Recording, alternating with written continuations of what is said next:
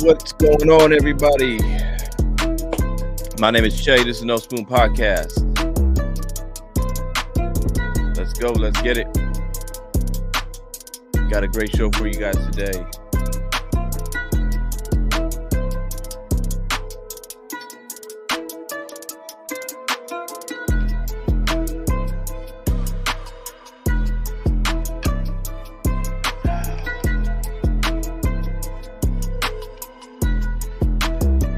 Get some people in here. Let's get the comments going.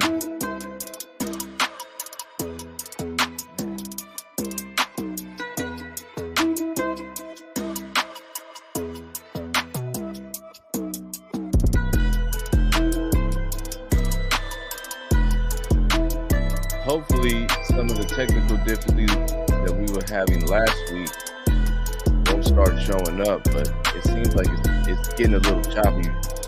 And if there's an issue, we'll make the necessary adjustments. So let's get in here. We're live. My name is Che. This is the No Spoon Podcast. Those of you that are listening on wherever you listen to your podcast, whether it be Apple, Spotify, Anchor, appreciate that. Give us a rating of 5 stars. Give us a review. Write anything you want. It don't matter. Say what you want about the show. We want to hear your insights. We want to hear what you guys think about it. We got a jam-packed show for you today. We had a guest scheduled to come on, but I'll just leave it at that. Some people just, we'll just leave it at that. But the show's gonna go on anyways. You know what I mean? We got a lot to unpack. It don't really matter. We'll put it out there. If you are tuning in on YouTube, you're watching this live right now, smash that like button. Subscribe to the channel if you haven't done so. Leave a comment. Comments are open. See that people are coming in. See my boy LeBron in there, Broken Tradition. What's up, bro?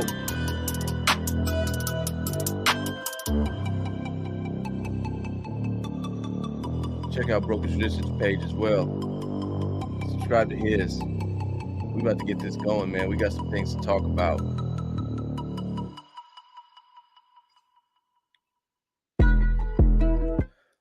What's up, everybody? My name is Che. This is the No Spoon Podcast.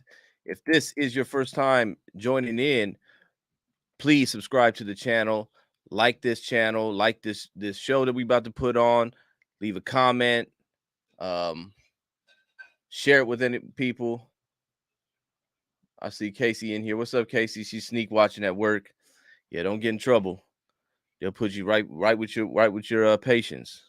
But anyways, man, if you are listening on other platforms, because we're gonna put the audio up on other platforms, man, leave us a review, leave us a rating, preferably a 5-star rating.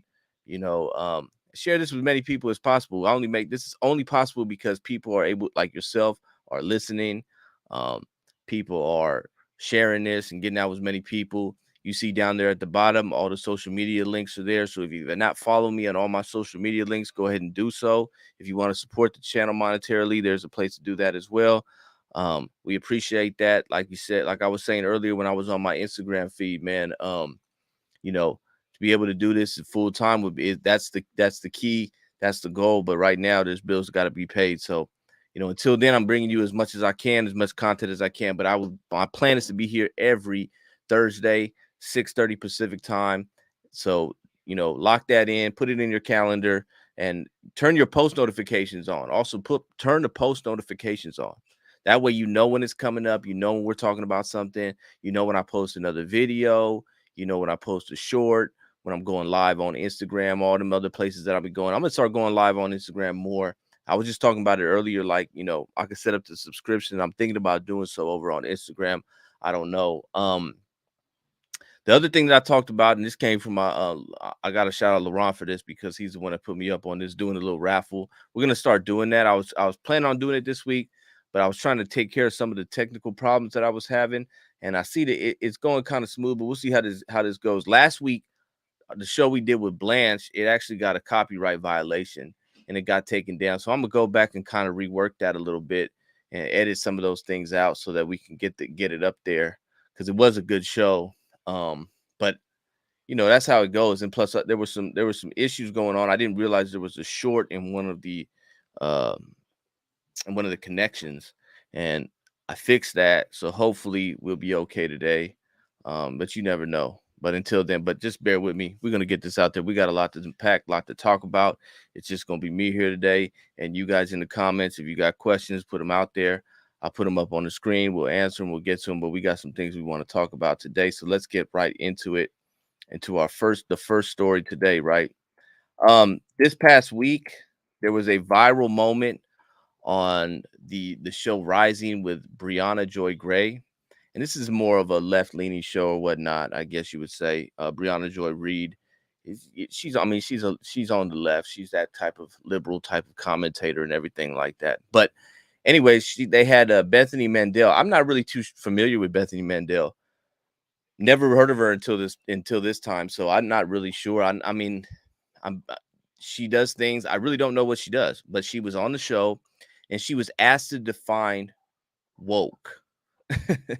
She was asked to define woke. So I'm gonna play this video real quick, let you see what happened. It's awkward. It's cringe. It's very, very kind of uncomfortable to watch for her, but then we're gonna break it down. So here we go. Of Americans consider themselves very liberal, and probably fewer of them consider themselves to be woke. And so, when we talk about traditional, what does that mean to you? Would you mind defining woke? Because it's come up a couple times, and I just want to make sure we're on the same page. So, woke is sort of the idea that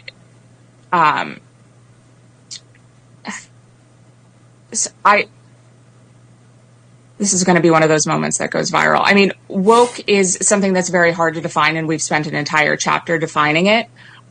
It is sort of the understanding that we need to totally reimagine and redo society in order to create hierarchies of oppression. It's hard to explain in a 15-second soundbite. Yeah, look, your time. Yeah, that was ugly, to say the least. And it's true, because if you look at it, a lot of people, they don't know how to define these things, and it goes on both sides. This is not just a left issue or a right issue. There's plenty of things on the right that you look at. On the left rather, that you look at and you be like, these people are just saying it. They have no idea what they're talking about. They're like robots. But the same thing happens on the right. They do that as well. They just go back and forth with these, throwing out these buzzwords that they know that are going to get them attention, the attention they want, mainly from their base. They're not really appealing to anybody else, but these are very, very hot topic, hot button words that they keep throwing out there, and woke is one of them. Obviously, she couldn't define it. She says she devoted a whole chapter to it, I guess, in her book. So I'm assuming that's what she does, is she's a writer now. But so it's like, what is woke, right? So I'm going to kind of break it down a little bit. Let's see what Casey got to say. She put a comment in here. I'll put it up there. Watch this. Woke is Marxism. Woke used to be enlightened, but now these whiny kids have fallen into Marxism. Yeah. Well, let's see if I can do something with that, right? So woke.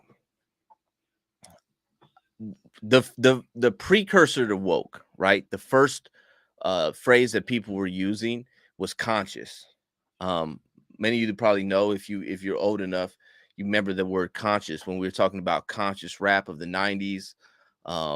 You had, X-Clan and, Public Enemy, Dead Prez, Paris, Immortal Technique. Those type of rappers were called conscious rappers, right? They were speaking on social issues.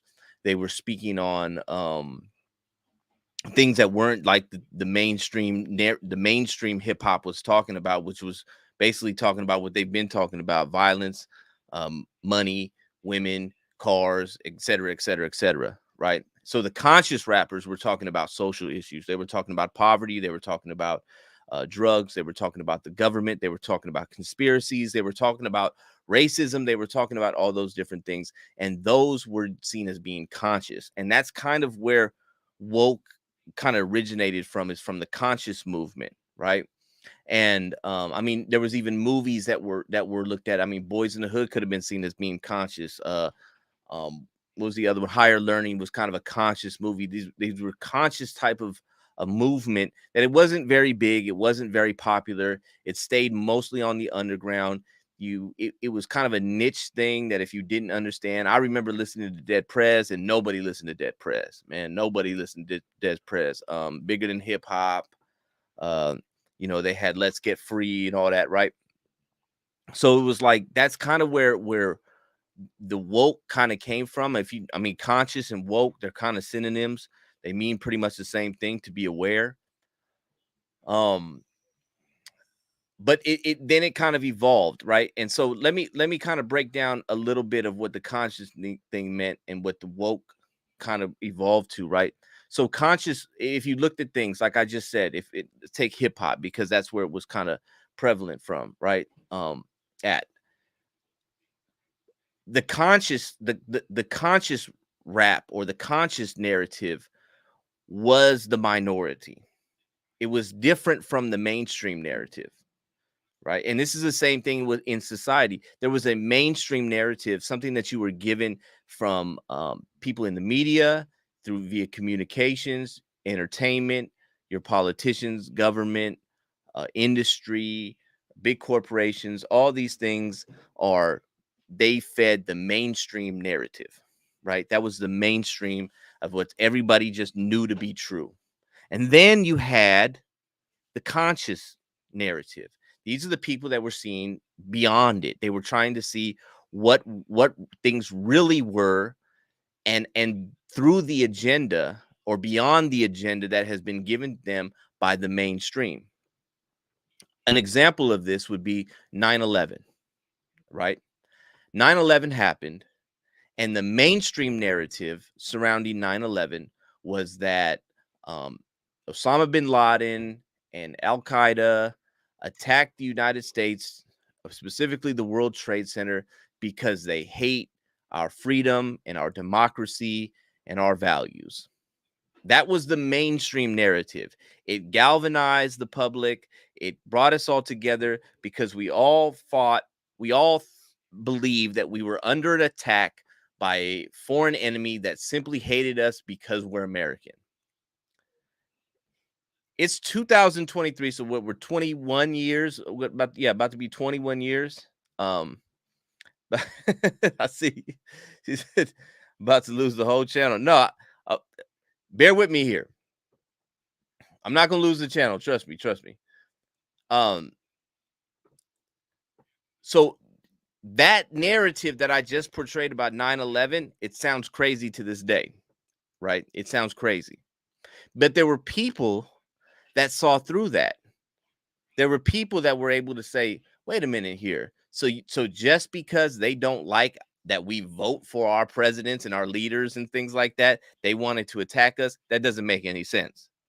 And then you started to understand, well, you know, the United States has military bases all throughout the Islamic lands. That might make them mad, right? Then you started to see how they were kind of forcing their Western values on a people that it does not, it doesn't, what's the word I'm looking for? That's not the type of values that they bring to the table. So, or they want their people to have. So it doesn't mix. It doesn't mesh with them. So there was something else going on. So people started to see, wait a minute, that's not what it is. It ain't had nothing to do with them. They don't like us or they hate us or something, like because we're free. I think there's more to it here. And that's kind of okay. So we call those people, they're more awake. They can see through the matrix. They can see through this, the facade that has been given us through the mainstream narrative. Right? So that's being woke. Now there's different layers to that, because there's a whole nother layer of 9/11 that kind of suggests, and this is the part that Casey's talking about, so I'm not going to get too much into it because that's a whole different show. But there's people on the inside that were part of 9/11 and so on and so forth. But I'm going to leave that alone because we're going to keep this channel up for another week. But woke came from consciousness, being conscious, right? And there was another kind of ideology or a doctrine that came up through the 70s, really the 60s, 70s, 80s, 90s, all the way through. And this was this idea that the United States was built on white supremacy, right? It kind of comes from the Manifest Destiny, which was the doctrine that believed that white people it was their destiny to come and civilize the non-white people of the world, and yada, yada, yada. So we kind of all get that. And so what the conscious people understood was that there was a system designed to oppress people that were not white here in America.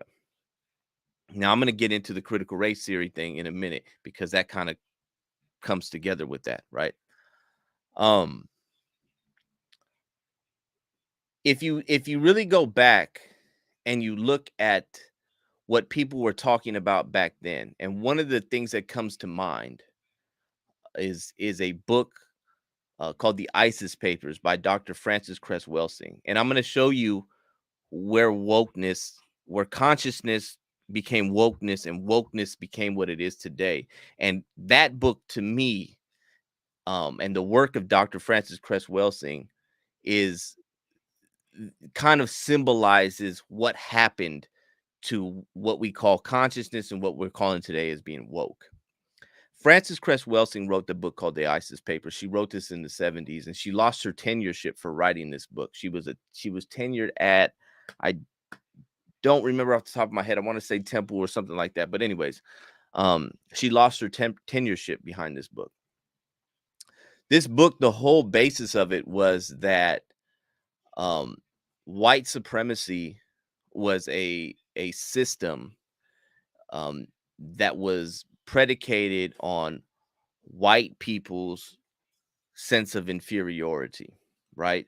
And they believed that they needed to place themselves to be superior in order to overcompensate for their inferiority. And then inferiority comes from the fact that white people, as compared to non-white people, are 1 in 11 on a global scale. So whereas here they call non-white people minorities, in the big world picture, it's actually white people that are the minorities. She talks about genes. She talks about the dominant gene and recessive gene, and how white people have a recessive gene and black people have a dominant gene, and that white supremacy is based on the fear of a racial annihilation through genetics. What she spoke about in this book, and this is the point I'm getting at right here. She said that this white supremacist theory that she had, one of the weapons was to destroy the family, and the biggest threat to white supremacy was the black man, because the black man contained the DNA that could actually destroy white people genetically. I'm telling you what she said, right? This is her thing, and I'm showing you what happened to wokeness here. So one of the things that she spoke about, and if you read her book, The ISIS Papers, she has a book on this. I mean, she has a whole chapter on this about effeminization of the males and the destruction of the black family.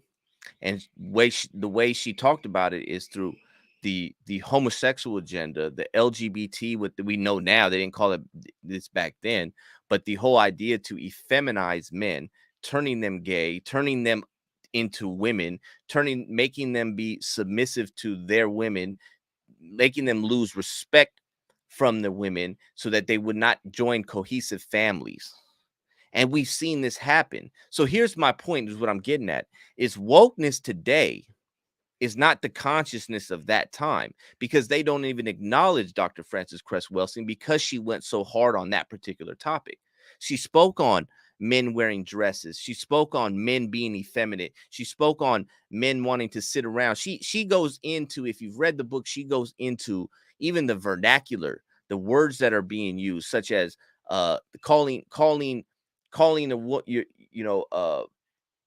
woman calling the man baby, the man referring to his house as the crib. This is all a subconscious play that he wants to be a little boy, that he wants to be a woman, that he sits around and he gets taken care of by his woman, and he's not really an actual man. I mean, she goes deep into this, but see, the wokeness that we see today is not that same wokeness. It's not that same consciousness of that time. It's that consciousness of that time. And if you want to get back to like the Nation of Islam and I would say the Black Panthers, but the Black Panthers had some funny stuff going on in there with Huey Newton and them, right? But if you look at them, they exuded a sort of a strong male figures. Wokeness today, being an offshoot of consciousness, has somehow taken a detour, right? It's somehow taken a detour, and that's not the same ideology of that time. It's so funny to me when I see somebody like an Angela Davis, who is a LGBT activist just as much as she's a Black activist, but she gained prominence for association with George Jackson, who spoke on the very things that I'm talking about. So it's like, what I see today as being woke is kind of takes elements from the conscious era, and it's taking elements from CRT. Now let me talk about CRT for a minute, because that's another term that many people don't know how to define. Critical race theory is not taught in schools because critical race theory is a discipline. It's like a method, right? It's like saying that you don't actually teach a class on the Pythagorean theorem. It's just it's a formula, right? So critical race theory came from critical theory, with critical theory arrived from the Frankfurt schools like in the 1920s, and it's a Marxist. It uses the Marxist discipline of dialectical materialism to study the world. And what critical theory did is it looked at it, which is what Marxism does. What Marxism looks at everything as being a struggle between the haves and the have-nots. The owners, those that own the means of production, and those that work the means of production. So human evolution is based on how we were able to master our environment, how we were able to control the means of production, and how we were able to gain for us leisure time by making things so easy. I mean, look at us today. We're able to do so many different things that would take us all day back then. Getting food, you can order food on what is it called, Instacart or something like that, and they deliver it to your door. So this gives you more time to think about the world, contemplate, come up with theories, philosophize, all these different things, right, that you didn't have back then. But that's what drives that society forward. So Marxism looked at human evolution as being a battle between the haves and the have-nots, the owners of the means of production and those that work the means of production, right? So what critical theory did is it expounded upon that, and they said, okay, remember, this is like the 1920s and 30s when they came up with this. They said, then on a global scale, the great struggle is between the West and the East. Western powers and the Eastern powers. The Eastern powers at that time was the Soviet Union, China, all those that are, under the communist rule, and the Western powers were under capitalism. And capitalism was opposed to communism, even though Marx talked about how capitalism was necessary in order for building up a communist society. But anyways, critical race theory came in much later. It was Derek Bell, who was a professor at Harvard. Now, that's important because here's my thing. He was a professor at Harvard. He even taught, I believe he was Obama's professor. I'm not sure, but they did have a connection. So I don't know if he was actually his student. But here's the thing, and this is the thing that always got me. It's the same thing with Angela Davis, right? Because I used to read all of Angela Davis's books when I was deep into the Marxism stuff, right? And what always baffled me is that how is somebody that is so anti-establishment, how is somebody that's such a revolutionary and wants to overthrow the whole system employed by the system? She was a professor at UC Santa Cruz. Derek Bell was a professor at Harvard. Like this is the Harvard is, you know, the creme de la creme of all universities and higher learning institutions of higher learning, and yet he's teaching about overthrowing the system. It made me start to think. This is what kind of got the ball rolling in my case of, are these people really against the system, or have they been co-opted by the system? And that's what I believe wokeness has become. Wokeness is the conscious movement of the 60s, 70s, 80s, 90s that has been co-opted by big media, by big entertainment, by big corporations, by big industry and big finance, and by big government, right? They've been co-opted in order to put a whole different spin. This is why wokeness today is so heavily driven on the LGBT side, not on the side that Dr. Cressy Welsing talked about, not on the side that Malcolm X talked about, not on the side that the Nation of Islam talked about, which was totally against that and for propping up the family and bringing, you know, strong male figures and having those type of models. No, it's now the complete opposite. It's the feminist side. It's the feminist side that makes weak men, emasculated men, gives precedence to the LGBT or transgender people, or people that don't fully identify with being normal within society. See, they look for this. And if you look at critical race theory, getting back to the critical race theory aspect of it, right? What critical race theory did is it said, if the world struggle is between the East and the West, it is between the haves and the have-nots, then here in America, the struggle is between the white and the non-whites, because white people represent the haves, they represent the West, they represent the owners of the means of production, and the non-whites represent the proletariat. They represent those that work the means of production. They represent the East. So there's always a dichotomy between the two when it comes to Marxism. Is pitting different classes amongst each other. It's class struggle is what they call it. But here in America, they put a spin on it to talk about race struggle.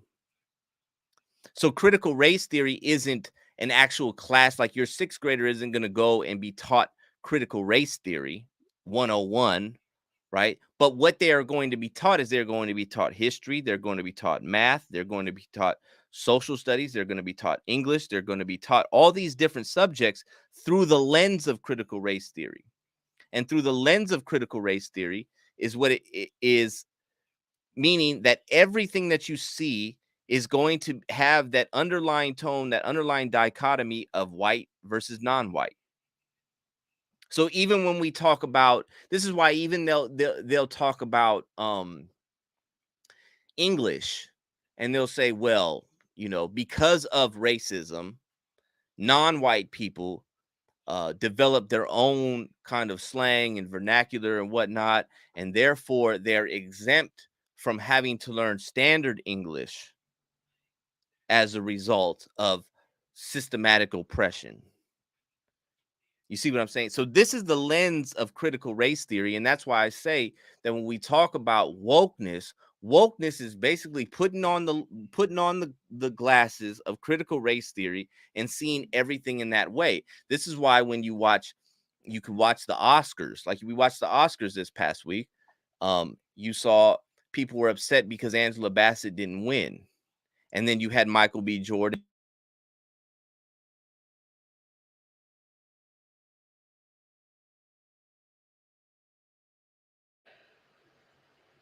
Can you hear me? Mike got muted for a second. I bumped something. But anyways, you had them who let me know if you can hear me. It says it's not. It says it's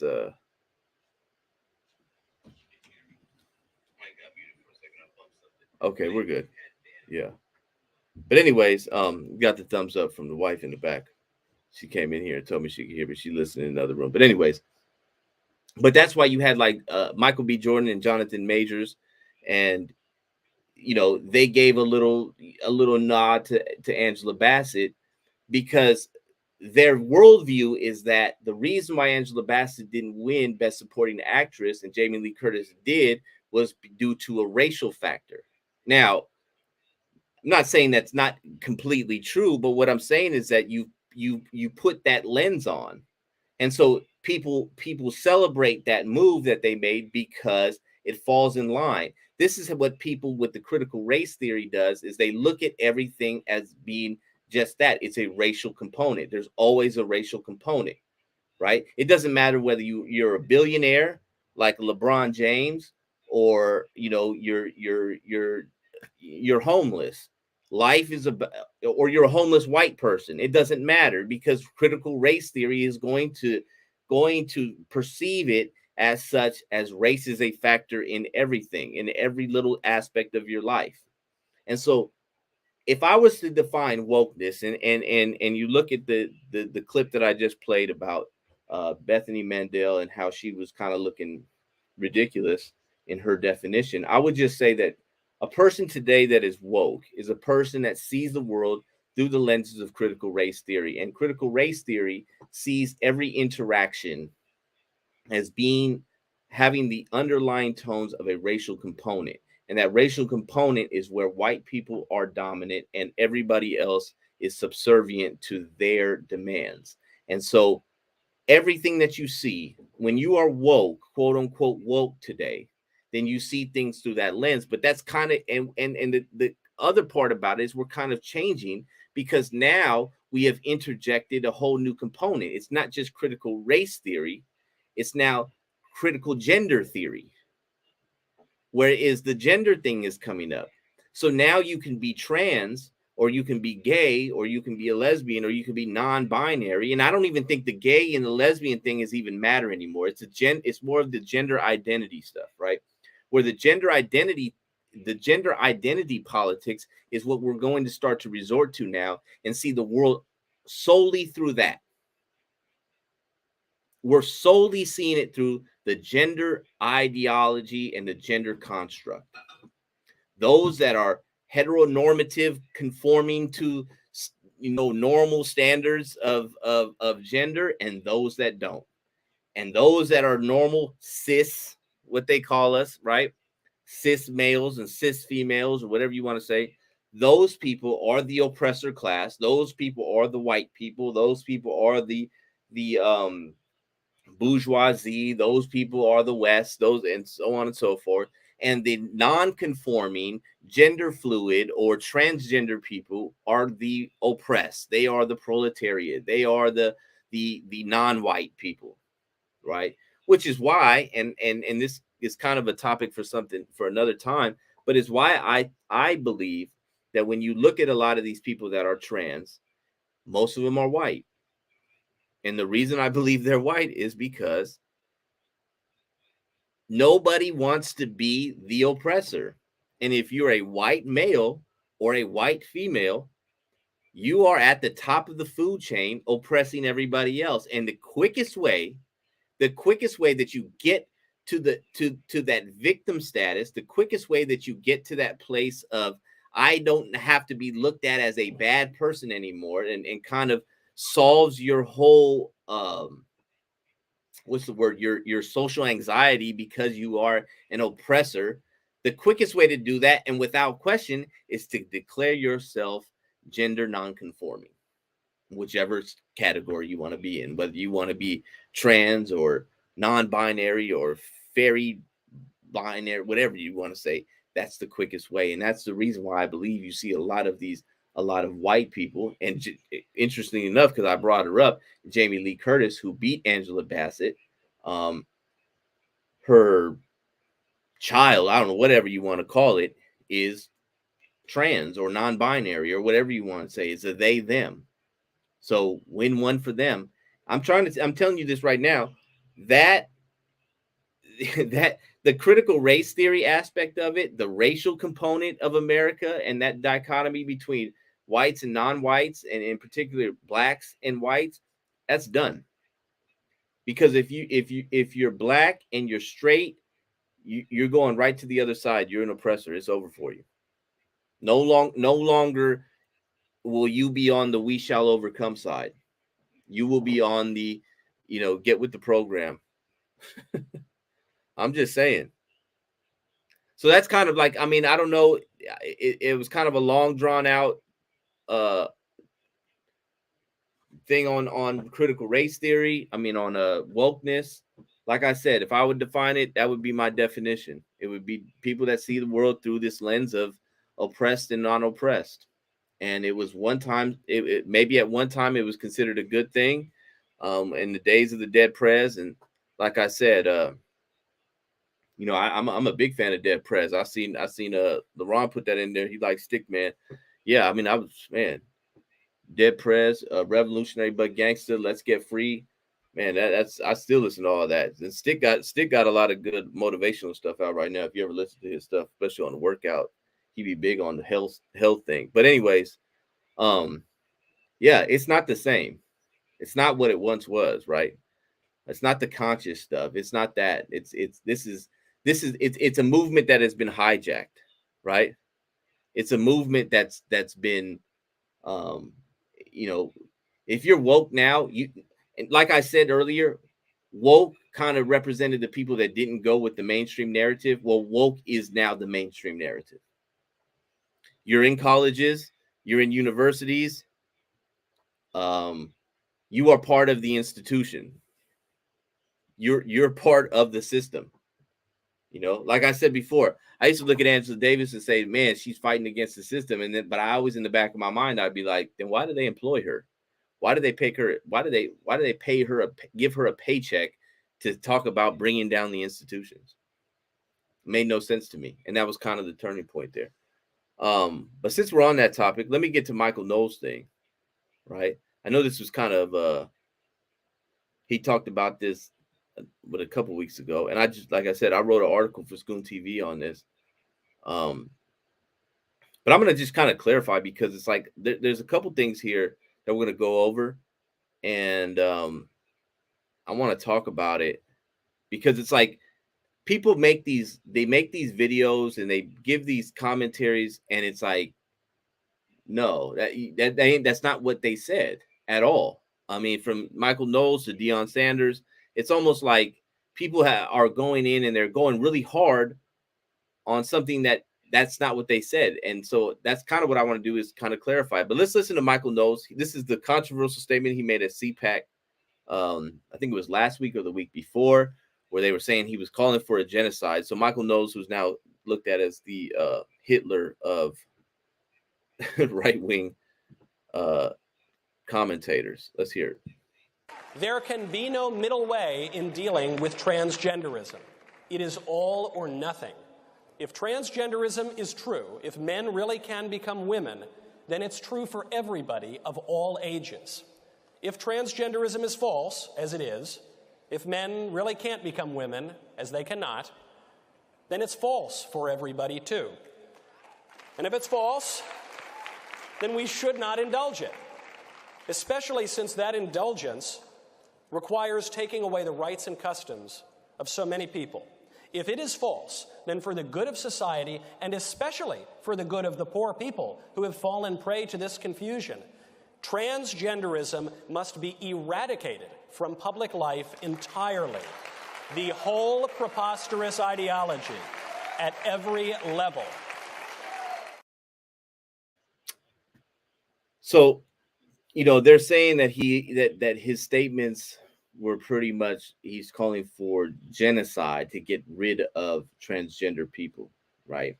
Now, that's not what he said. He even specifically said that for the good, not just the good of society, but for the good of transgender people. If you look at transgender people and you say that they are people who are, this is a serious thing, right? It's a real thing. It's happened. And, even though their subjective feelings contradict objective reality, we still need to honor their subjective over the objective. We need to honor how people feel as opposed to what is real. I think what Michael Knowles is saying is that we need to help these people to overcome their problem. We need to, transgenderism is an idea, right? It's this idea that people whose minds are not conformed to reality, right, have now been given an excuse. an excuse to live out their fantasies or live out their delusion. That's what he's talking about getting rid of. Is that instead of indulging these people and playing into it and allowing everybody to act as if the delusion is real when it's not, we should get help and help these people. Help them to see the world for what it really is. See, we do that for everything else, any type of mental disorder. If I started calling myself a dog and said I'm a dog and I use the bathroom right there on your front yard, you would say that I have a mental health issue and that we need to help Che. We need to sit him down and say, Che, I know that your brain is telling you you're a dog and that you should bark and that you should eat out of a bowl and that you should go and use the bathroom in public and you should walk around just doing whatever you feel like doing, like that dogs do, right? But that's not your reality, right? That's what's in your mind. We need to change your mind and fix your mind so that your mind can now conform to reality, because that's what it really is. That's what's really going on. It's not to get rid of the people. It's to get rid of this idea that we can continue down the delusion. So all these people making, on Twitter, the front lines of the activist grift that are saying that they want to throw people into an incinerator, it's just false. We want to help people overcome their problems. That's it. That's it. I want you to overcome your issues. I want you to see the world for what it really is and not the world for what's only in your brain and only you can see. See, the problem with this idea, right? And I say it all the time, and it's really simple, and I don't see it being said enough, is that we're teaching people that subjective feelings trump objective reality, and that these subjective feelings cannot be proven or disproven. It can't, any more so than I can tell you that you can prove that I'm happy because I told you I'm happy. You can't prove it. If I tell you, if I see you, I say, and you say, how you doing? I'm doing good. You cannot prove or disprove that. That's something, that's a feeling that exists in my mind. I can lie about it. I can tell the truth. I can do whatever I want with that. It's mine. But we can't make policy, and we can't have people to say that those subjective feelings that only exist in my mind need to trump reality, and that everybody else needs to conform to something that I've decided. That's something that's within my own mind.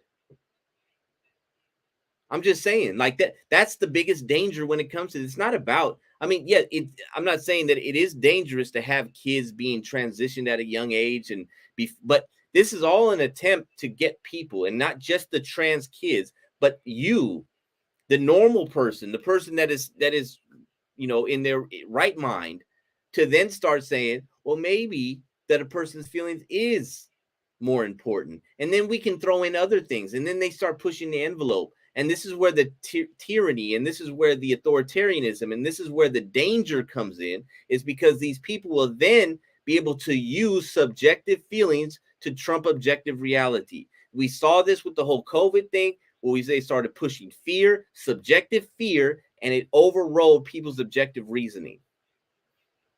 This is how you manipulate and subjugate a people. You get people to start to believe the things that they feel are more important than what's real. It's pimping on a bigger level. I'm just trying to tell you, from a street perspective, that's what it is. Like, this is how you manipulate people. You play on their emotions. You get them riled up for something that may or may not exist. It doesn't really matter as long as you believe it exists. And then you manipulate them with answers that they feel that only you have. This is the biggest issue when it comes to the whole trans thing. It's not about it. I mean, the kids is a big part of it, but the ultimate objective, the overarching objective, is to get you to start to accept people's subjective feelings over objective reality. It's playing with your mind. and now you're a submissive, docile person that allows anything to happen. I'm telling you, this is what's going on. So yes, it needs to be eradicated because we need people that can stand on truth. Truth is observing the world around us as it really is and calling it for that.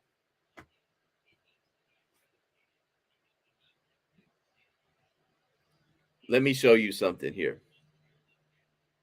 This was and go read that article on School TV. Let me take this time. If you have not subscribed to this channel, please go ahead and do so now. If you're watching this, if you like it, share it, comment, do all that. Get out to as many people as possible. If you are listening to this on the other platforms and just the audio version, give us a 5-star rating. Leave a review. Share it with other people. You know, let's beat the algorithm. Let's get it out there.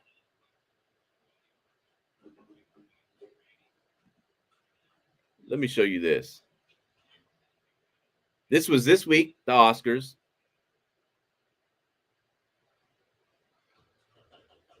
And here comes your favorite Christian couple.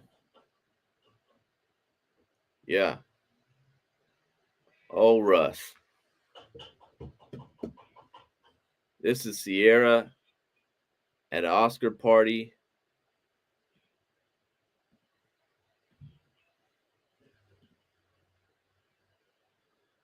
And that's what she decided to wear. Look at Russ. I seen a tweet. Somebody put out a tweet and they said he's going down the path of Will Smith. And we see an entanglement coming. So Ciara decides they attend, I think it was the Vanity Fair party. This was after the Oscars. And she basically wore some panties. And that was it. Yeah. And there's Russ. I want to talk about it because it you know, here's the thing with them. Not too long ago, they were at a prison doing a prison ministry. And I forgot to get the picture together. I wanted to show it.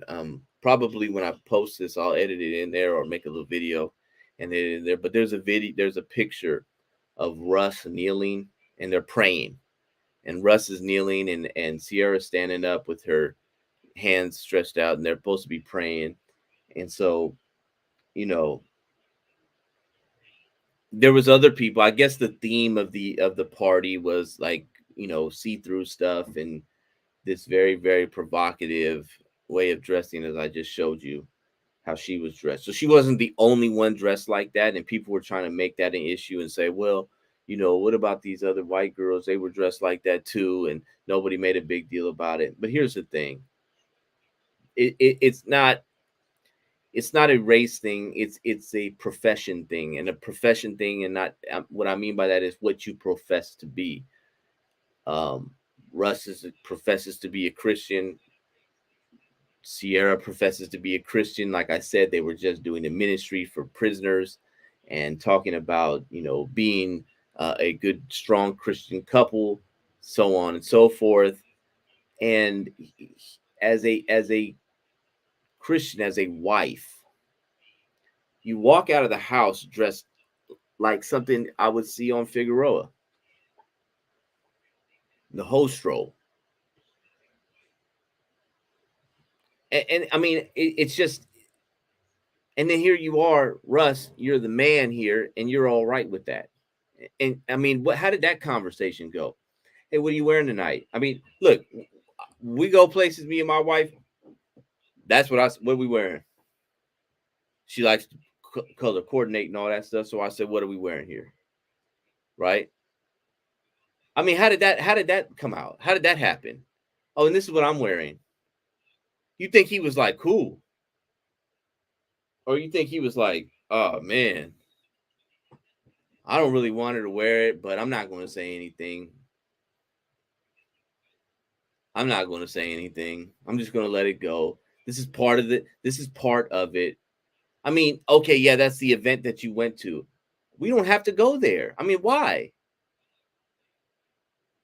these people are not who they say to be, man. That's the reality. And they are perpetuating this hypersexualized culture. They're perpetuating this feminist, women can do whatever they want. They don't need no man. I mean, she just put out a song saying girls don't need a man or something like this. This is for the girls that don't need a man. And yet she's married. But we see why she's married to Russell Wilson. Obviously, she can do what she wants to do. He ain't going to say nothing about it. And if he's with that type of stuff, I don't know, man. More power to you. But you're giving that submissive, what do they call it, cuck vibes. You know what I mean? Like, come on now, bro. Like, this is crazy. When are we going to start seeing strong families with a strong male and a woman that is connected, that her femininity is not connected to her sexuality, right? And her sexuality is not on display for everybody but for her husband. I mean, that's the reality, and that's the reason why I decided to bring it up, is because this is what we've come to. This is what the world has come to. It's come to this point where women are getting satisfaction from being sexualized, and men are too weak and passive and submissive to say anything about it. They don't stand up for what's right. Russ, you know what's right. This is not the good look for young girls to be looking up to. This is not the good look. This is not a good look for a woman that is a married woman, that is a wife to a successful man, but not a successful man spiritually, obviously, if you're going to allow your wife to walk out the house looking like this. I mean, like I said, the person put out the tweet, they said, I forget who it was, but they said we're getting, Will Smith vibes. They see an entanglement coming. I mean, what else? What else are we supposed to think? You walking out of the house dressed nothing, and Russ is sitting there like a good old boy, yes, ma'am. And that's embarrassing, bro. I just wanted to throw that out there. Like it's so like, man, where are the men? Like, there's no way in the world we walking out of the house looking like this, and this is what you decided to wear. Nothing. I'm about to wear this my panties. Oh, okay. And I'm supposed to stand there. I'm supposed to stand there like a good boy. All right. This is embarrassing. Got one more story to talk about here, and this was the Deion Sanders thing. I posted this a while ago. I actually did a video on it on my YouTube channel. You can go ahead and check that out. But basically, where he was talking about the how he recruits, and of course, everybody took that the wrong way. I'm gonna play it, and then I'm gonna play some of the reactions that came from some of the commentators, the social media commentators, and what they said about it. And I'm gonna try to kind of rebut what they said. Because they're missing the point here. All right. So here's what Deion said, and then we'll get to some of the other people. Yeah. We want motherfuckers. Now that you're walking in the living rooms and you're seeing more and more and more. We have different attributes: smart, tough, fast, disciplined with character. Yep. We're looking at now quarterbacks are different. Yeah. We want mother, father, dual parent. Mm-hmm. We want that kid to be 3, 5 and up, because he's got to be smart. Mm-hmm. Not bad decisions off the field. At all, because he has to be a leader of men. It's so many different attributes in what we look for when we see a quarterback. And you would love a coach's son, somewhere that the coaches coached him. And I'm not going down my road. I see you smiling because I know who your quarterback is. He's right talking now. about my son. I didn't just build a template for my son, but that's what really we look for in quarterbacks. Different positions are different. Like O-lineman, I look for dual parent homes, right? A strong father that they adhered to, right? Smart kid, at least 3.3 and above. You're also describing Hurts. Yeah, tough. Well. I mean, physical. I mean, offensive lineman. Defensive lineman is totally opposite. What do you mean? Single mama. Trying to get it. He's on free lunch. I mean, I'm talking about just trying to make it. He trying to rescue mama. Like, mama barely made the flight. Trying to get out the mud. And I want him to just go get it. It's a whole different attributes that you look for in different positions, and we have that stuff just chronicled. We know.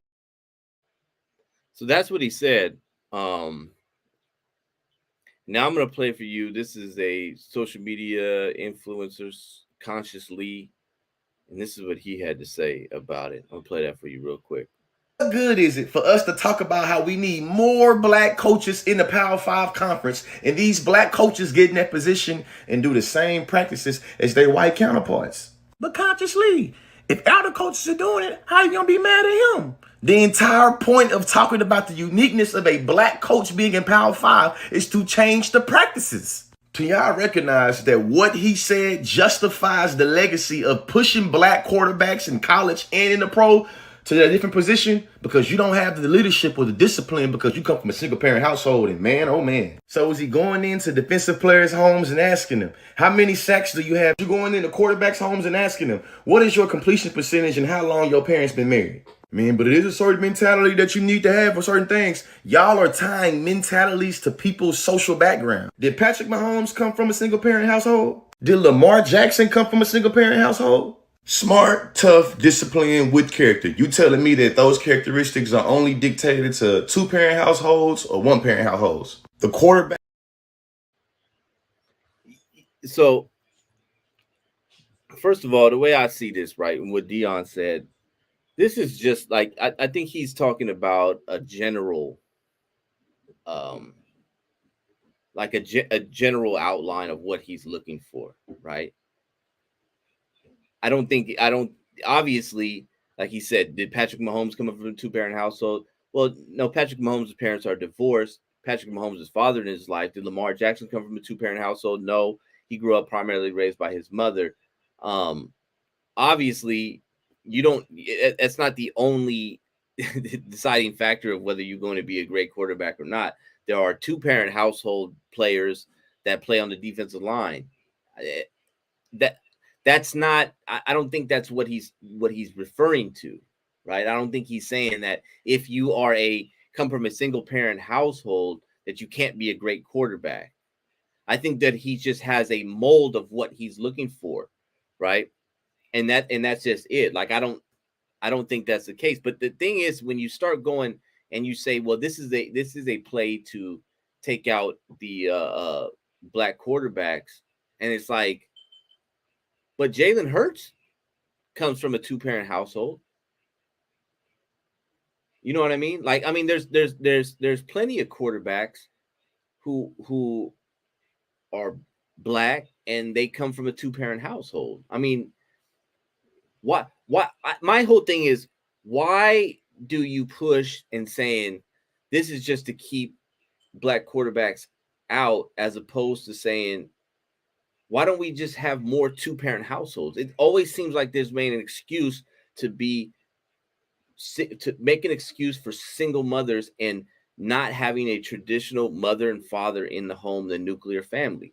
Like, that seems to be the play all the way around, all the time, for everything, is to make an excuse on why we don't have 2-parent households where the mother and the father are together and they're married. Like, why is that such a hard thing to understand? Why is that such a hard thing to see? Why don't we understand that 2-parent households are more conducive to success for the child? It's better.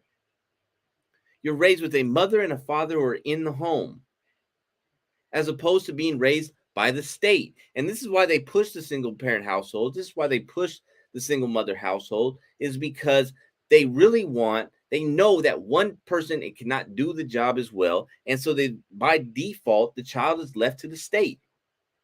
This is why they push public schools. This is why they don't want school choice in charter schools and private schools, because they want and home schools, because they want the child to be a ward of the state. Yeah, they dance around the whole issues. It's like, oh, you're just trying to keep black quarterbacks out of it. Nobody said that. I think what Deion is just saying, hey, look, I'm looking for a certain thing. You have to be more aggressive to play defensive line. As a quarterback, you're in a position of leadership. It would be ideal as a leader, right? It would be ideal as you put in a position of leadership that you grew up in a household with a strong male leadership. I don't know. I mean, this is kind of common sense, and people, they would rather dance around the issues, like you said, they'd rather dance around the issues than to meet it head on and say, you know what? Why don't we just make stronger families? Why don't we just stay together? Why don't men, and I'm not talking about any particular race of men, I'm just talking about men in general, why don't we find women, good women, wholesome women, smart women, strong women, women that are feminine, women that are embrace their roles, men who embrace their roles? Why don't these men find these women and get married to them and have children and start a family? Is this that difficult? I mean, is it that controversial today? Can we say that without saying that without making it seem as if we're demonizing single mothers? Yes, single mothers, they go through a lot. They've done a lot. Yes, I understand that. I have a lot of respect for them. But ideally, and if you would ask any single mother, ideally, they would rather have a strong man right there to help them. But we have these influencers who come in and try to make excuses so that we can continue down this path of broken homes, broken relationships, and broken futures. Deion said what we all know to be true. I don't care what nobody says. I can tell the difference when I deal with a man who is raised primarily by his mother and a man that was raised with a man in the house.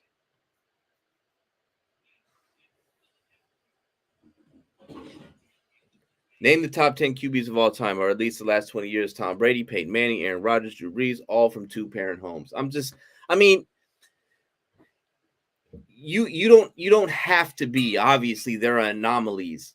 There are exceptions to the rules. But like I said, if you are going to be leading other men, and that's primarily what the quarterback position does. Like he said, I want somebody that's a good decision maker. He has to make good decisions on and off the field because he leads men, right? It would be ideal that he grew up in a house with a strong male presence and a strong male leader. Is that difficult to ask? That doesn't mean that the kid that you go to recruit that's from a single parent household can't be your franchise quarterback. It doesn't mean that. But if I was going to put some money on something and I had two in front of me, I had to bet the house on who was going to be the one that was going to be the best for your franchise, or in this case, your college going forward, your school. I would go with the one that was raised in a two-parent household. I just would.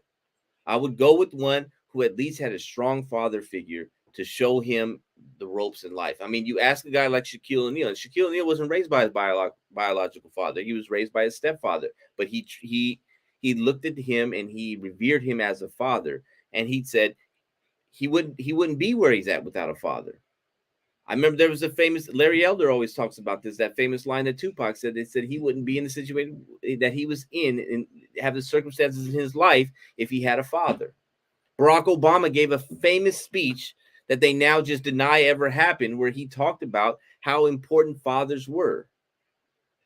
I mean, we're talking about a sport, a masculine sport, a patriarchal sport, where men are involved and men are playing. I want somebody who at least seen a man and been around a man to show him and model him and tell you how to live. I don't want a man that whose emotional disposition is after a woman. I'm just saying. I'm not trying to disparage anybody, but I'm just telling you the truth.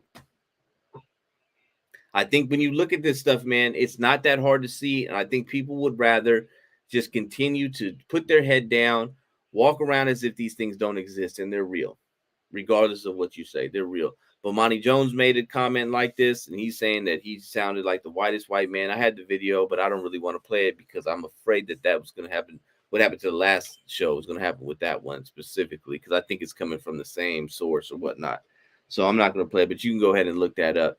But I mean, this is what I'm saying. When you got a guy like, Russell Wilson, I mean, if you look at the common theme we talked about, wokeism, the transgender thing, Russell Wilson, and all the way down to the Deion Sanders thing, what everybody is always attacking, and that's what you just seen consciously and what he attacked, is they don't want strong men. Strong men are a threat to this establishment because strong men bring Hold on, man. I just see this comment. Yeah, I was going to talk about this dude, man.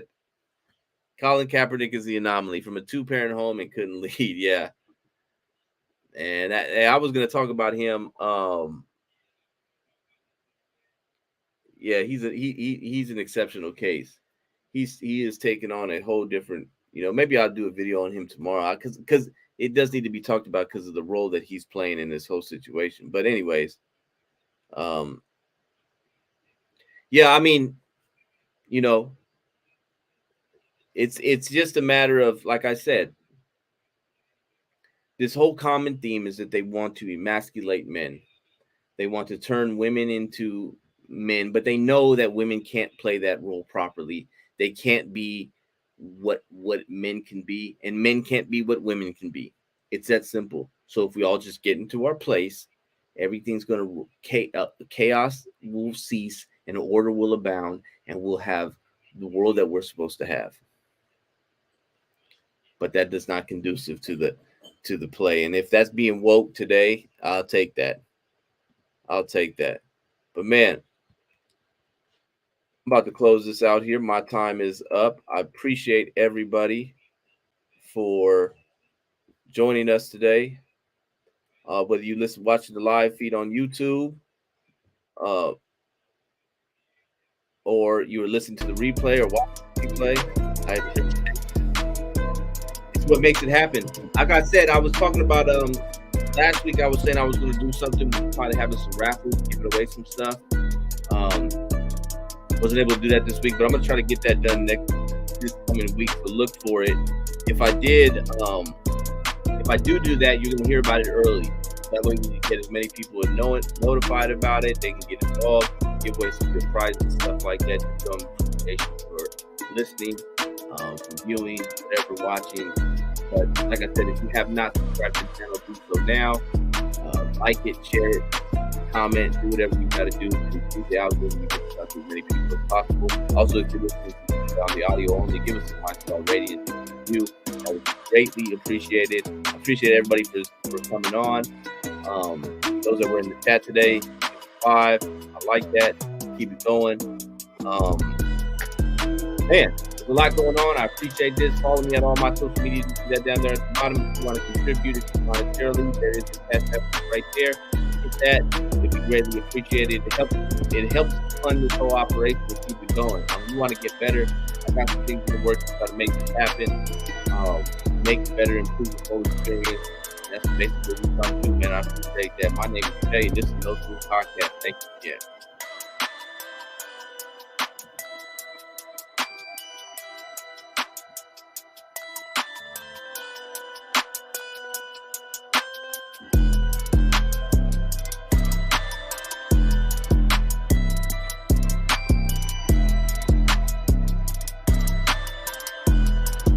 Good.